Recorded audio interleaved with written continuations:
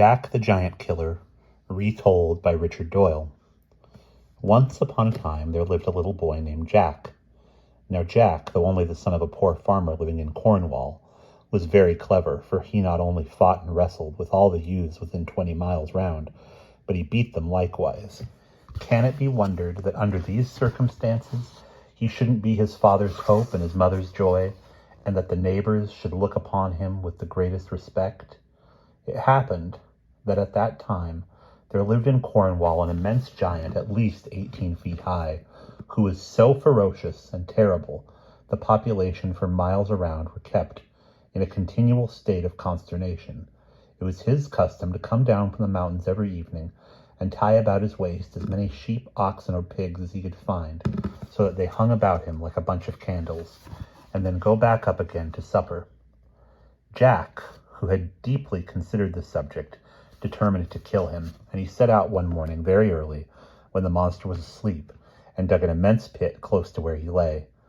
This he covered over with sticks and rubbish to make it look like solid ground. He had no sooner completed it than the giant, who had awoken with the noise, got up, and when he saw Jack he began to walk toward him, roaring like thunder. "You saucy villain, you shall pay dearly for breaking my rest. I will boil you for my breakfast." He had scarcely uttered these dreadful words and advanced one step farther, when down he tumbled headlong into the pit, and his fall shook the very mountain. "Oh ho, Mr. Giant," said Jack, looking into the pit.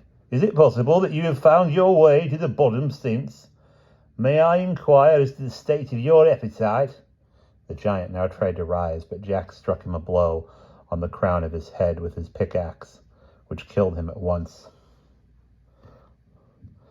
Jack then made haste back to rejoin his friends with the news of his exploit.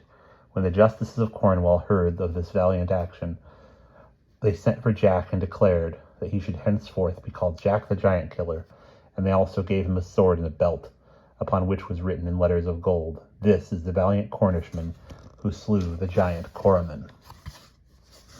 And we'll pause there.